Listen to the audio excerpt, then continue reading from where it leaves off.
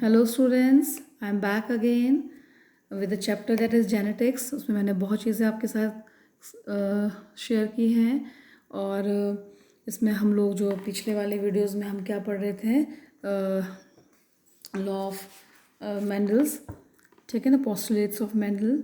तो उसमें हमने दो पोस्टुलेट्स पढ़े, दो लॉ पढ़े, law of dominance and law of segregation. और इस वाले वीडियो में हम पढ़ेंगे लॉ ऑफ इंडिपेंडेंट असॉर्टमेंट, जो कि बहुत इंपॉर्टेंट है from examination point of view also it is very important. तो क्या होता है लॉ ऑफ इंडिपेंडेंट असॉर्टमेंट, ठीक है ना। तो ये लॉ ऑफ इंडिपेंडेंट असॉर्टमेंट कब होता है? Take place when to or more pair of contrasting characters. जब हम दो या दो से ज़्यादा, ठीक है ना, कब होता है? It takes place when we take two or more, ठीक है ना, व्हेन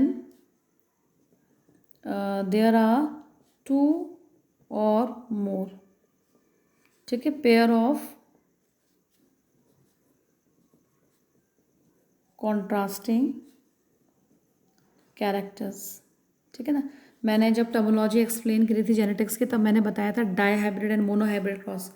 तो मोनो हाइब्रिड क्रॉस तो हमने जो लॉ ऑफ आपका जो dominance segregation, law of segregation में हमने पढ़ा था, मोनो हाइब्रिड क्रॉस कंप्लीट किया था।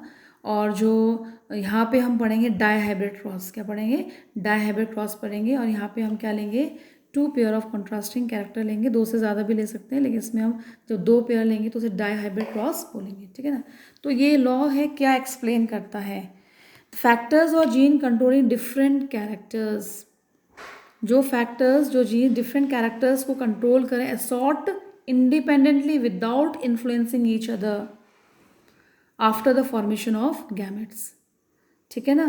तो वेरी इंपॉर्टेंट, जो जीन, जो फैक्टर्स क्या कर रहे हैं? कंट्रोल कर रहे हैं डिफरेंट कैरेक्टर्स को, वो क्या हो जाएंगे? असॉर्ट हो जाएंगे independently without influencing each other during the formation of gamete. एक दूसरे को बिल्कुल भी इन्फ्लुएंस नहीं करेंगे during the formation of gamete, independently assort हो जाएंगे without influencing each other during the formation of gametes. This is known as law of independent assortment.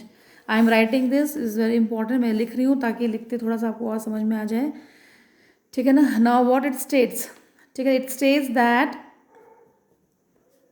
The factors, factors मैंने आपको पहले बताया था, और जीन, ठीक है, मैंने डिस्कस किया है फैक्टर्स और gene controlling, very important, factors और gene controlling different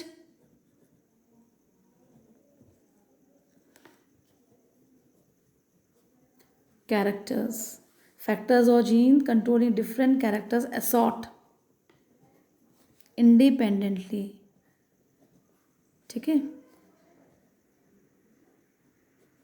they assort independently, they assort independently without influencing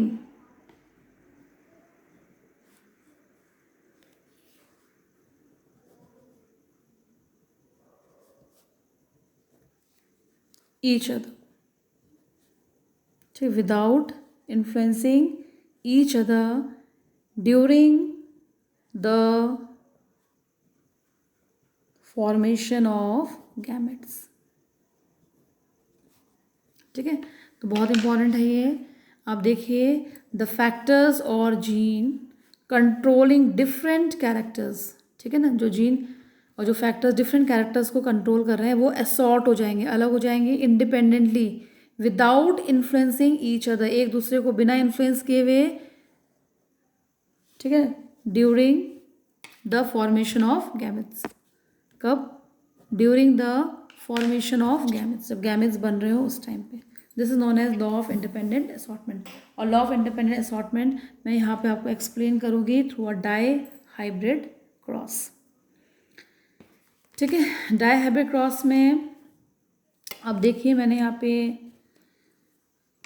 cross में क्या लिया है, मैंने पेरेंट्स लिए हैं।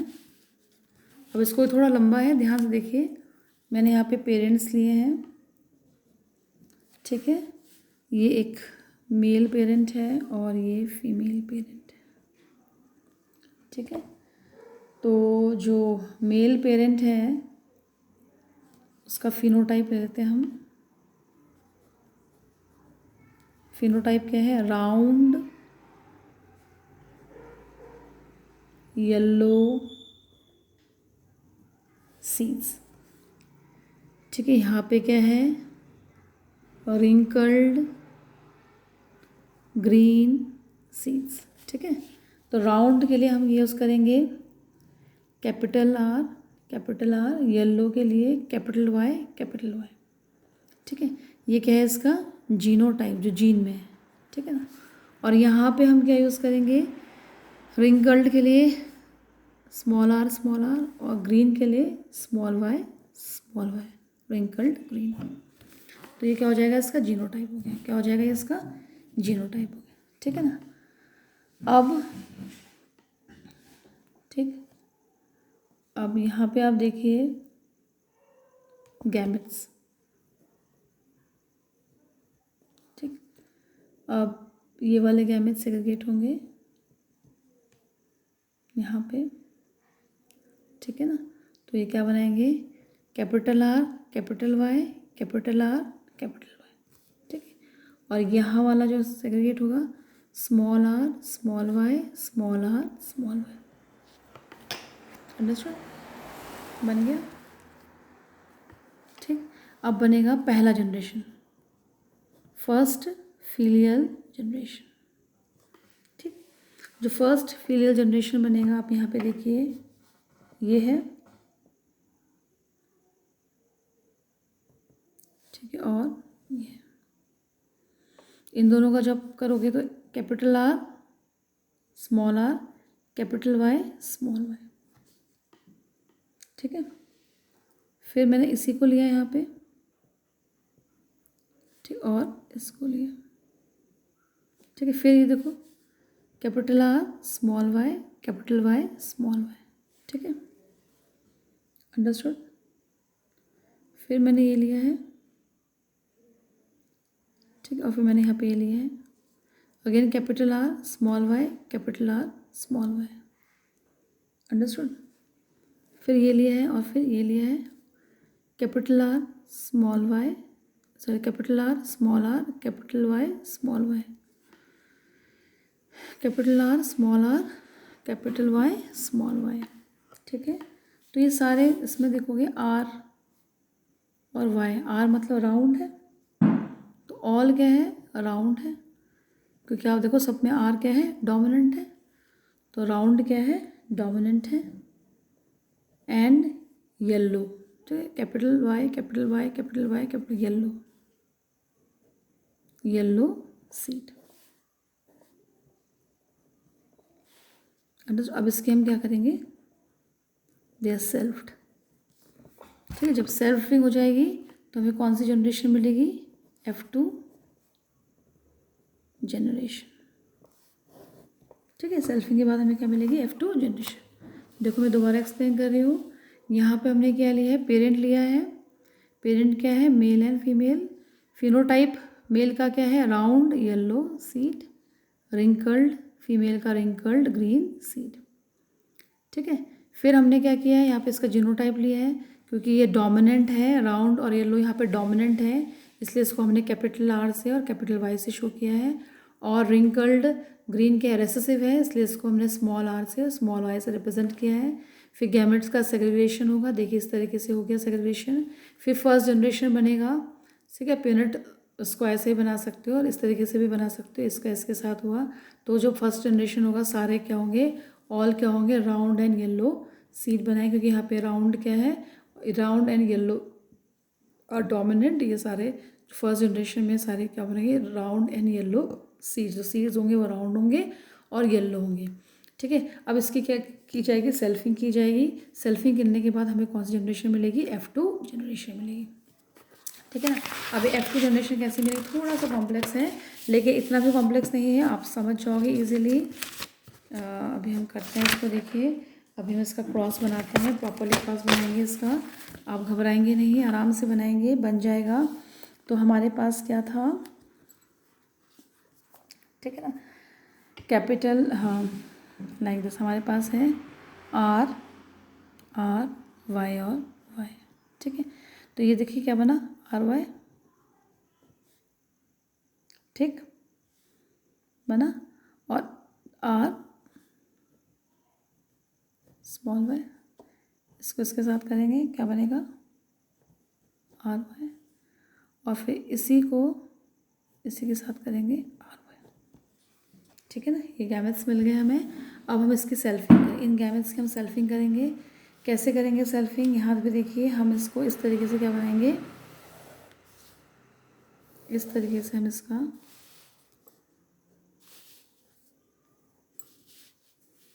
ठीक है, मैंने यहाँ पे ये लिया है, ठीक, यहाँ पे आर वाई, यहाँ पे आर वाई, आर वाई, ठीक है, ऐसे लिया है। ठीक है, लाइक दिस। ठीक, ऐसे ही मैं 1 2 3 4, ठीक है, यहाँ पे लूँगी मैं,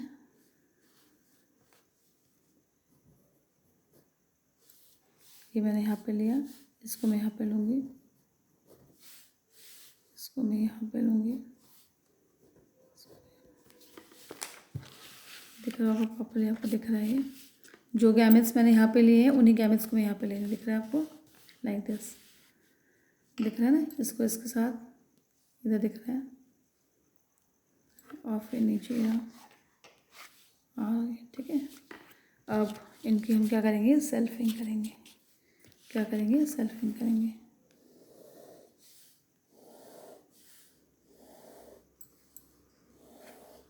ठीक है, अब देखिए यहाँ पे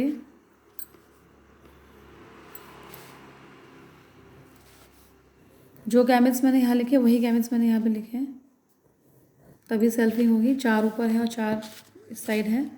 अब देखिए इन दोनों का क्या हो जाएगा, आर कैपिटल वाई, है ना, दोनों कैपिटल आर है और दोनों कैपिटल वाई है। देखिए आर ये वाई एन वाई, इसको फिर इसके साथ करेंगे आर वाई एन वाई। ठीक है, फिर इसको इसके साथ करेंगे तो क्या आएगा, आर वाई एन वाई, दिख रहा है। सिमिलरली सेकेंड देखिए, इसको इसके साथ करेंगे आर वाई एन वाई, इसको इसके साथ करेंगे बेटा, देखिए आर वाई एन वाई, इसको इसके साथ करेंगे, देखिए बेटा ऐसे हो जाएगा, और इसको फिर इसके साथ हो गया। फिर देखिए ये वाला, देखिए आप इसका इसके साथ, आ रहा है समझ में कैसे कर रही हूँ, फिर इसका इसके साथ, फिर इसका इसके साथ। थोड़ा कॉम्प्लिकेटेड है पर ऐसा नहीं है कि मुश्किल है, अगर आप वो सिस्टमेटिकली करोगे तो आपको इजीली समझ में आ जाएगा, इतना भी मुश्किल नहीं है। ठीक है, फिर देखिए ये वाला, ठीक है, इसका इसके साथ करूँगी मैं,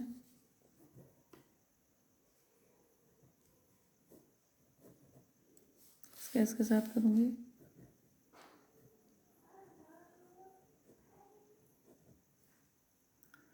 इसका इसके साथ करूँगी मैं यहाँ पे,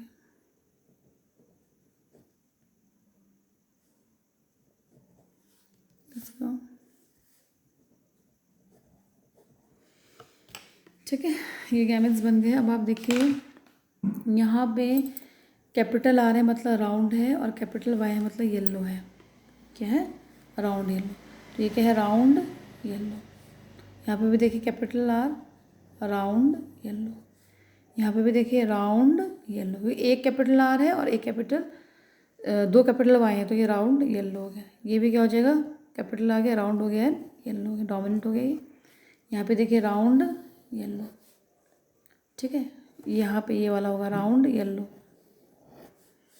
फिर ये वाला है राउंड येलो। एक भी कैपिटल वाई आ जाएगा तो येलो, और एक भी कैपिटल आर आ जाएगा तो राउंड, और 2 कैपिटल आर आएंगे तो भी राउंड, 2 कैपिटल वाई आएगा तो भी येलो। यहाँ पे एक एक आ गया है राउंड येलो। ठीक है, यहाँ पे राउंड येलो।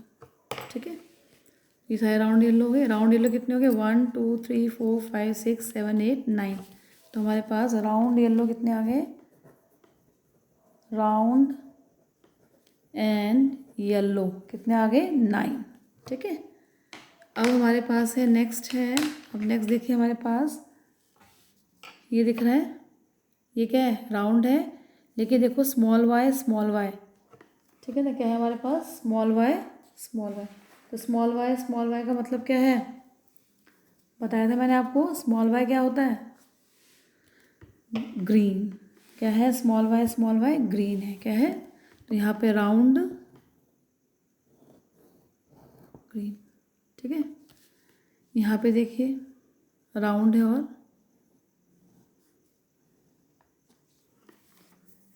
ग्रीन है, क्या है राउंड एंड ग्रीन, और यहाँ पे देखिए राउंड एंड ग्रीन, ठीक है। तो हमारा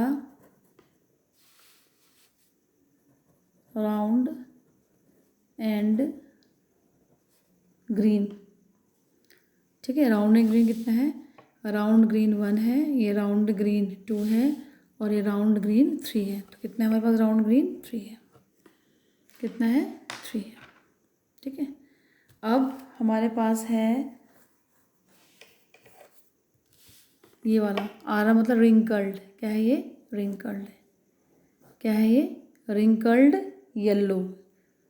स्मॉल आर 2 आ जाएंगे तो क्या हो जाएगा रिंकल्ड हो जाएगा, और वाई मतलब येल्लो, ये भी 2 बार आर आ गया स्मॉल आर तो रिंकल्ड हो गया येल्लो, ये वाला भी क्या हो जाएगा रिंकल्ड येल्लो, ठीक है।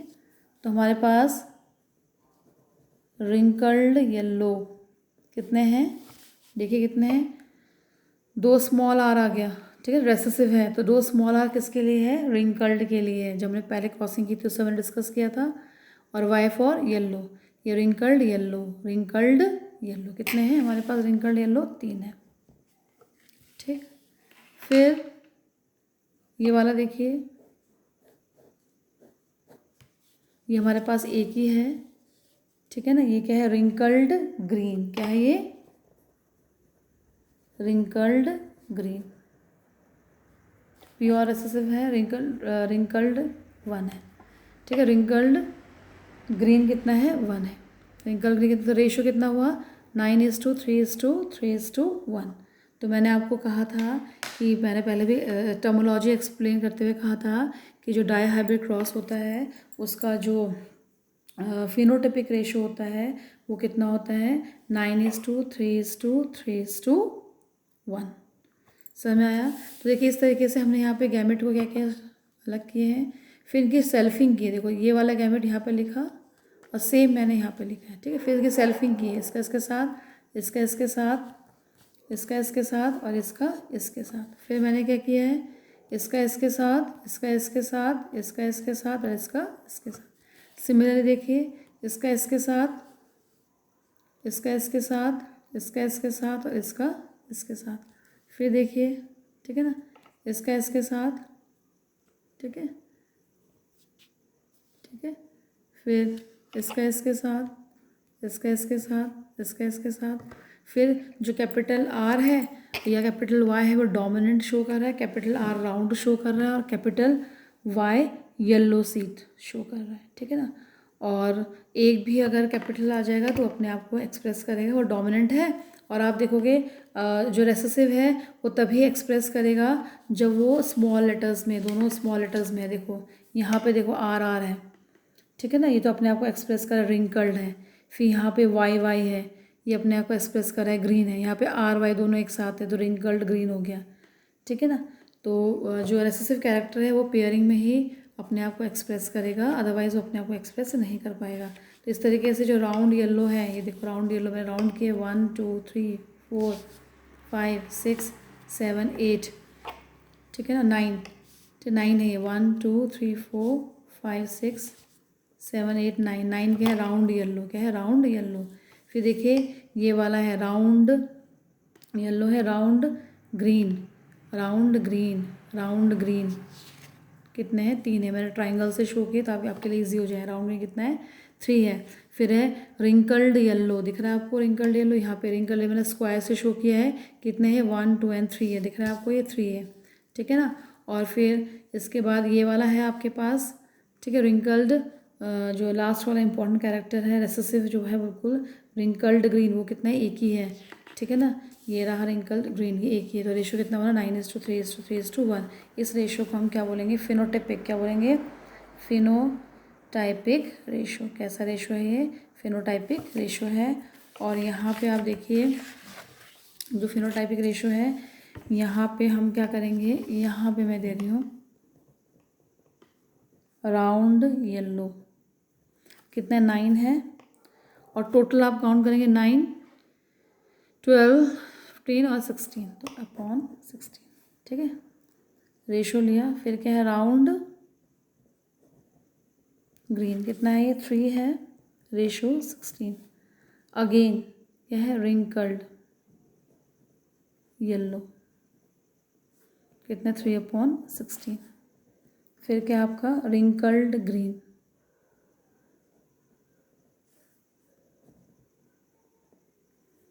कितना है रेशो, ठीक है 1:61/16। ठीक है ना, तो round yellow 9/16, round green 3/16, wrinkled yellow 3/16 and wrinkled green is 1/16। ठीक, ये आपका कौन सा रेशो हो गया, ये आपका रेशो हो गया फिनोटिपिक रेशो। ठीक है, कैसा रेशो हो गया, फिर 16 हमने लिया इसको सम अप करके। ठीक है ना, इसको हम क्या बोलेंगे, फिनोटिपिक रेशो। ठीक, अब हम इसका जीनोटाइपिक रेशो लेंगे। जीनोटाइपिक रेशो इसका कॉम्प्लेक्स होता है, क्या लेंगे हम,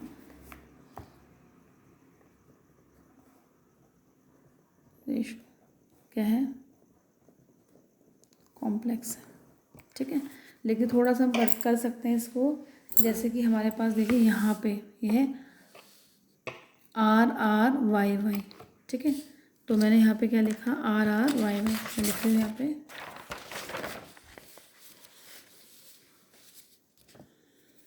लिख लूँ RRYY। ठीक है, तो यहाँ पे RRYY कितना है, एक ही है, कितना है, एक ही 1 है, तो मैंने 1 लिखा, हो गया, क्रॉस हो गया। ठीक है, फिर मैंने क्या लिखा, R ठीक है, ये वाला Y। ठीक है, कितना है ये, देखो एक ये है और एक ये है, कितना हो गया, 2 हो गया। ठीक है, फिर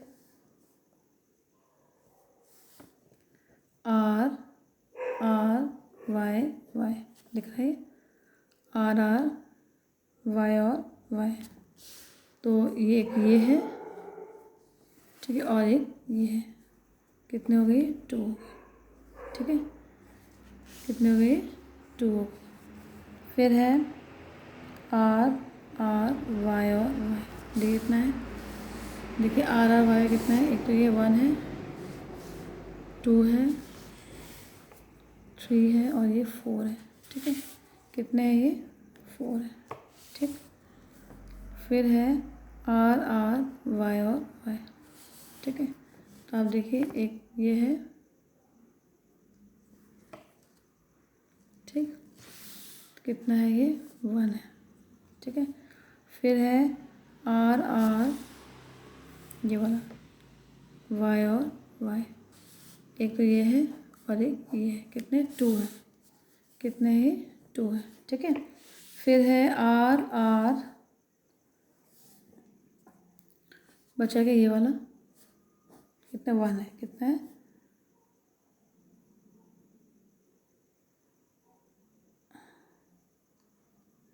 वन है, RRYY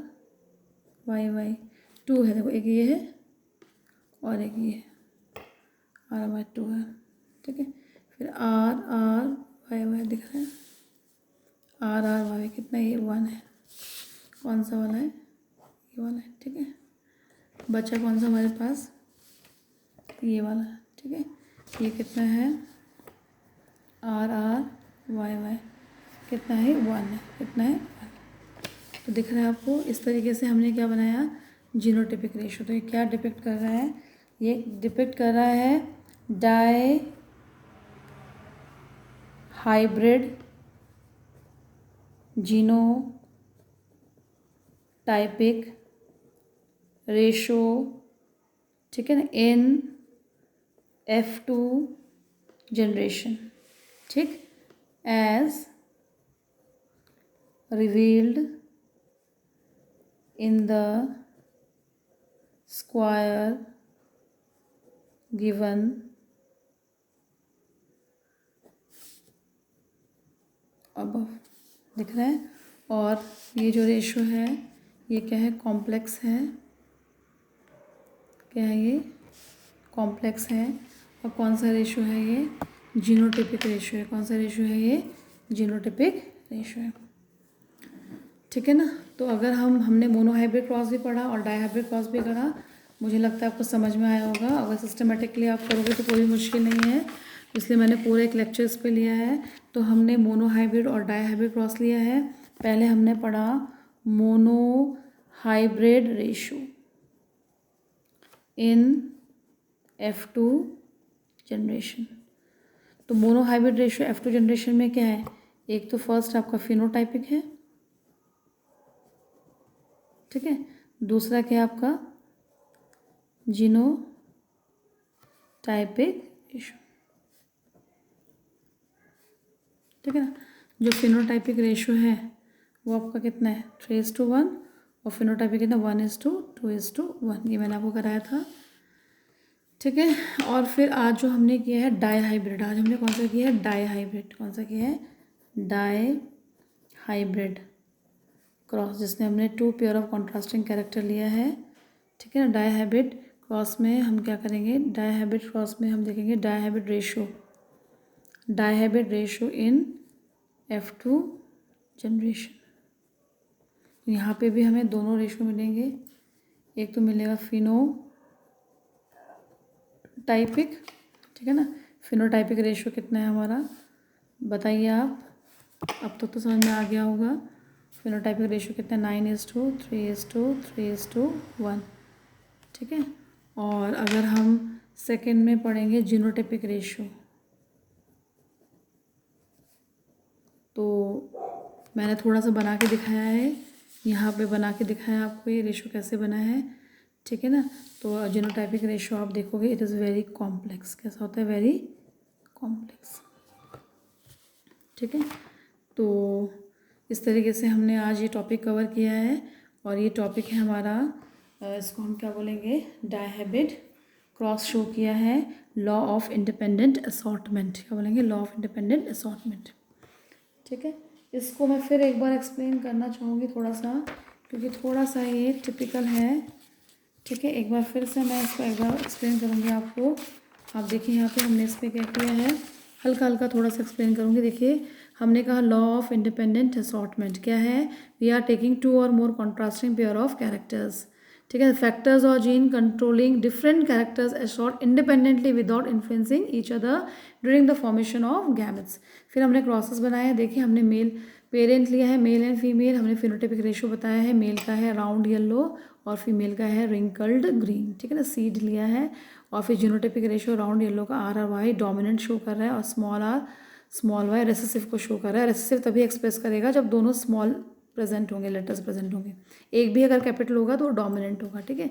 फिर गैमेट्स देखिए, गैमेट्स अब ब्रेक हो गए यहाँ पे, देखिए इस तरीके से हो गए। फिर इसकी F1 जनरेशन में क्रॉसिंग हुई है, और सारे जो इंडिविजुअल्स बनेंगे all round and yellow seeds, क्योंकि देखो सब में कैपिटल आर और कैपिटल वाई, इसलिए डोमिनेंट है, राउंड येलो सीड बनेंगे। फिर इसकी सेल्फिंग होगी F2 जनरेशन में, और F2 जनरेशन में सेल्फिंग होने के बाद हमें क्या होगा, क्रॉस मिलेगा। इस तरीके से सेल्फिंग करेंगे हम, हमें सेल्फिंग करा है हमने यहाँ पे, पहले ये जो लिया है इसको हमने गैमेट्स, इसके गैमेट्स सेग्रीगेट हुए यहाँ पे देखिए। तो इसको जब हम इसको सेग्रीगेट करेंगे, फर्स्ट जनरेशन में ये बना है, तो क्या बना है, capital R capital Y, capital R small Y, small R capital Y, small R small Y, ये बने गैमेट्स। इसको हमने इसी के साथ कहते हैं सेल्फिंग कर दी, दिख रहा है, ये 4 हमने ऊपर लिखे हैं और ये 4 ही हमने साइड पे लिखे हैं। फिर इसके हमने क्रॉसिंग की, देखिए इस तरीके से, इसको इसके साथ, इसके साथ लाइक दिस, इसका इसके साथ, इसके साथ। सिमिलरली हमने देखो इसका इसके साथ लाइक दिस, ठीक है, ताकि कोई प्रॉब्लम ना हो समझने में। फिर देखिए लाइक दिस, इसका इसके साथ, इसका इसके साथ, इसका इसके साथ, और इसका इसके साथ। सिमिलरली यहाँ देखिए, आप इसको करने की कोशिश करिए घर पे कॉपी में, तभी आएगा, इसमें बिना करे नहीं आएगा ये, ठीक है ना। अभी इसका इसके साथ किया है, फिर इसका इसके साथ किया है, फिर इसका इसके साथ किया है, और इसका इसके साथ किया है, ठीक है ना। फिर हमने इसमें से फिनोटाइपिक और जीनोटाइपिक कॉम्प्लेक्सेस रेशियो निकाला है। और फिनोटाइपिक रेशियो में देखिए हमने क्या लिया, राउंड येलो, एक कैपिटल आर है और एक कैपिटल वाई, तो राउंड येलो है, ठीक है ना। तो राउंड येलो हमारे पास कितने हैं, 9 आए। देखो मैंने यहाँ पे राउंड करके मार्क किया, 1 2 3 4 5 6 7 8 और एक 9, ठीक है ना। फिर round and green, round and green में देखो ये राउंड एंड ग्रीन है, राउंड एंड ग्रीन है, राउंड एंड ग्रीन है, ठीक है। तो राउंड एंड ग्रीन कितना हमारे पास 3 है, कितना हमारे पास 3 है। फिर हमने रिंकल्ड येलो, तो देखिए ये रिंकल्ड येलो है, ये रिंकल्ड येलो है, ये रिंकल्ड येलो है, तो रिंकल्ड येलो भी हमारे पास कितने 3 है। फिर रिंकल्ड ग्रीन, रिंकल्ड ग्रीन कितने पास हमारे पास एक ही है, तो हमने कहा रिंकल्ड ग्रीन रेशियो कितना बना 9:3:3:1, ठीक है। इस तरीके से भी रेशियो निकाला है, ये टोटल लिया है, इसको ऐड करेंगे 16 होगा। तो राउंड येलो कितना है 9/16, और जो राउंड ग्रीन है 3/16, रिंकल्ड येलो है 3/16, रिंपल येलो है, और रिंकल्ड ग्रीन जो है वो एक ही रिसेसिव है 1/16, ठीक है। इसका जेनेटिक रेशियो जो जीनोटाइपिक रेशियो है वो हाईली कॉम्प्लेक्स है। तो फिर मैंने बनाने की कोशिश की, यहाँ पे देखिए मैंने लिया है इस तरीके से लिया है, देखो यहाँ पे RRY कितना है, एक ही है, तो मैंने एक लिखा है यहाँ पे, ठीक है। फिर RRYY एक ये है और एक ये है, 2 लिखा है मैंने, ठीक है। फिर फिर ये वाला RRYY कितना है, एक ये है, ठीक है, और एक यहाँ पे देखिए ये है, ठीक है। तो मैंने कितना लिखा है, ये 2 लिखा है, और RRY कितना 4 है, कितना ये 4 है, देखिए एक ये है, यहाँ पे देखिए एक ये है, 2 ये है, ठीक है, 3 ये है, और ये 4 है, 1 2 3 और 4 लिखा है, 3 और 4, ठीक है ना। फिर देखिए यहाँ पे स्मॉल r स्मॉल y, ठीक है ना, स्मॉल r और कैपिटल Y, ये 1 2 और ये नहीं 1 ही है, ये देखिए यहाँ पे 1 है, ये 1 ही है, ठीक है। यहाँ मैंने 1 लिखा है। फिर ये देखिए 1 है और 2 है, तो मैंने यहाँ पे 2 लिखा है। ये देखिए 1 ही है, तो मैंने 1 लिखा है, यहाँ पे 1 लिखा है। ये वाला देखिए, ठीक है, ये वाला देखिए यहाँ पे आप,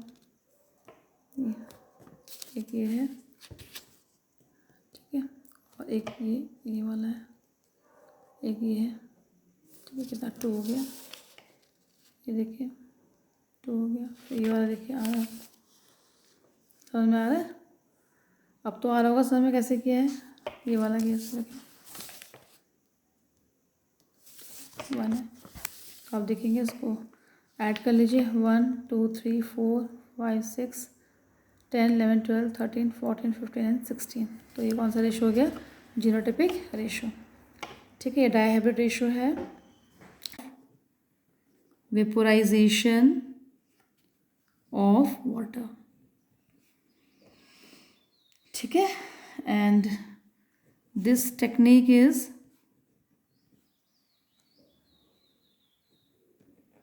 क्वाइट इफ़ेक्टिव, ठीक है। ये टेक्निक बहुत इफ़ेक्टिव है इन समर, ठीक है। For what, this technique is very effective in summer for cooling the surface, ठीक है ना।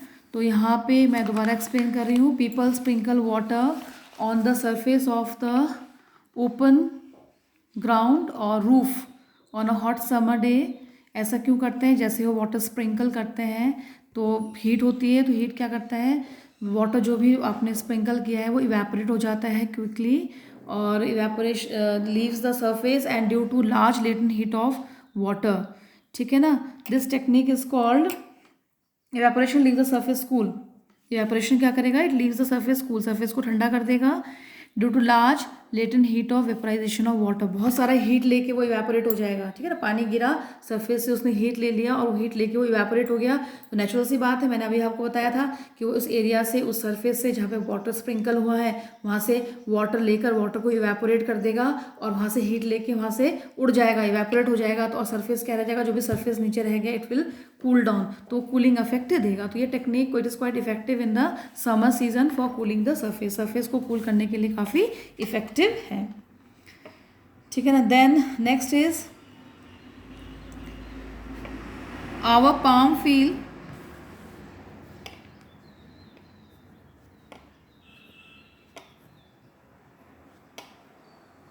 cool during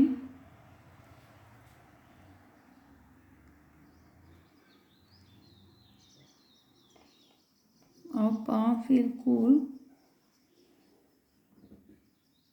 when volatile liquid like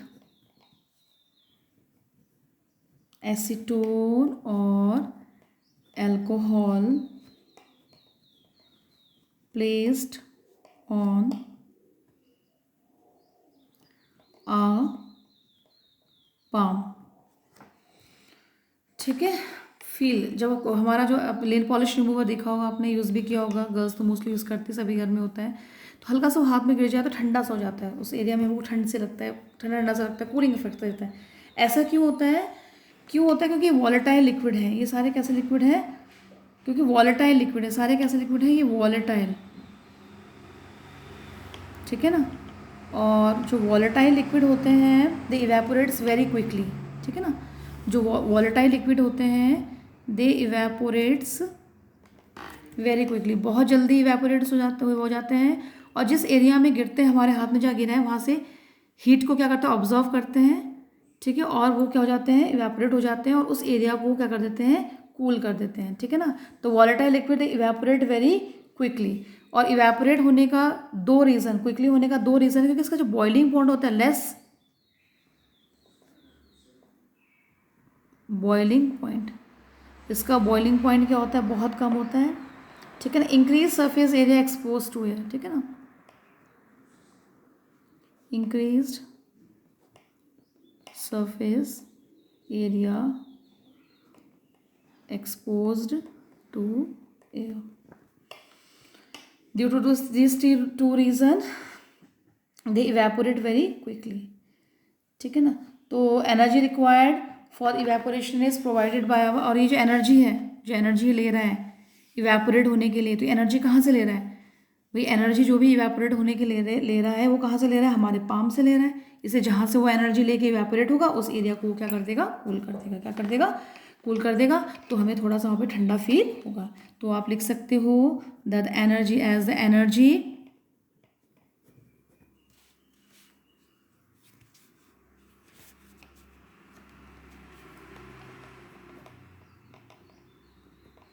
as the energy required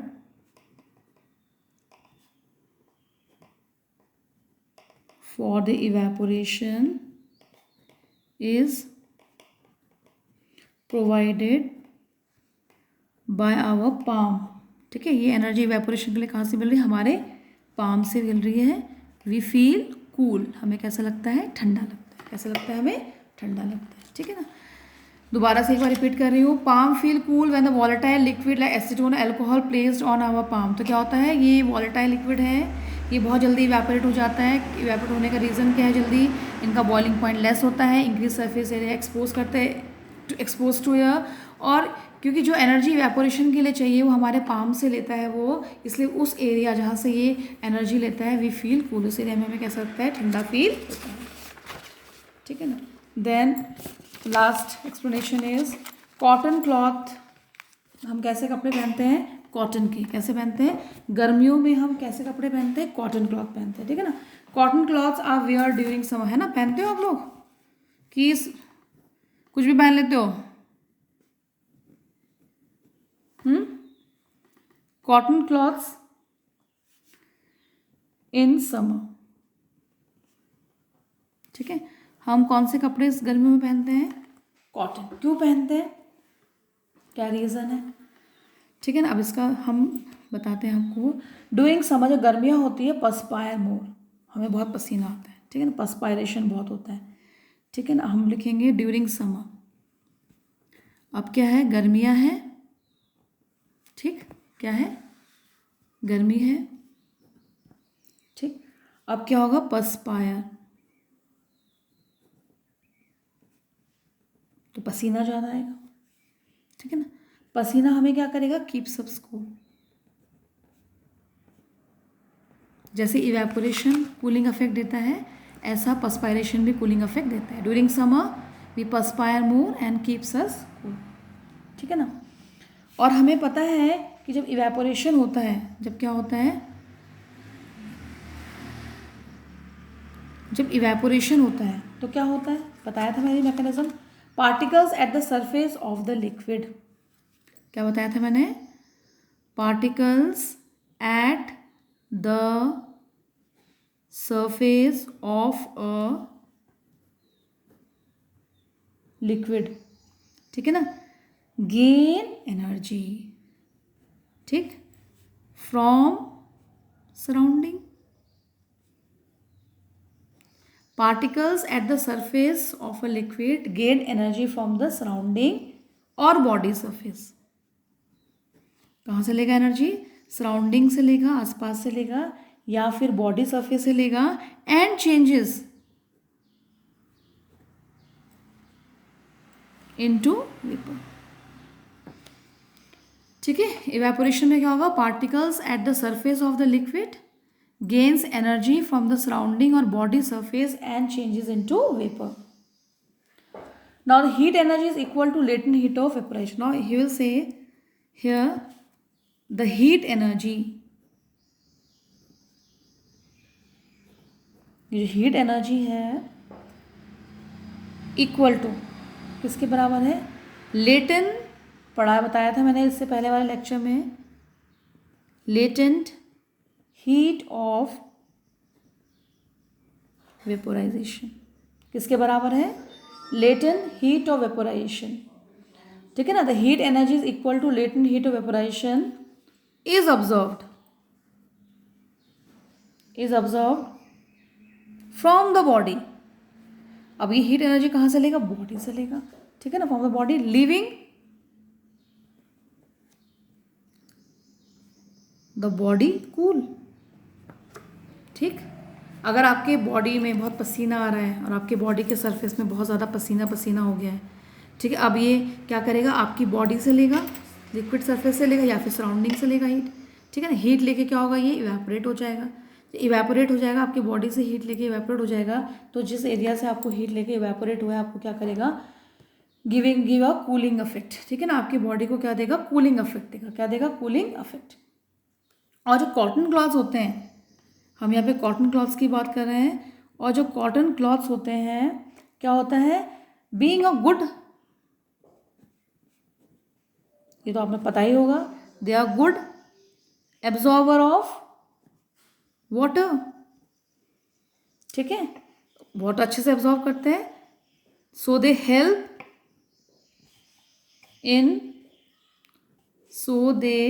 help in absorbing the sweat. तो क्या करेगा, ये आपके पसीने को एब्जॉर्ब करेगा, और एब्जॉर्ब करने के बाद उसे एक्सपोज कर देगा, कहाँ पे, टू द एनवायरमेंट, बाहर की तरफ, एनवायरमेंट की तरफ, एटमॉस्फेयर की तरफ, फॉर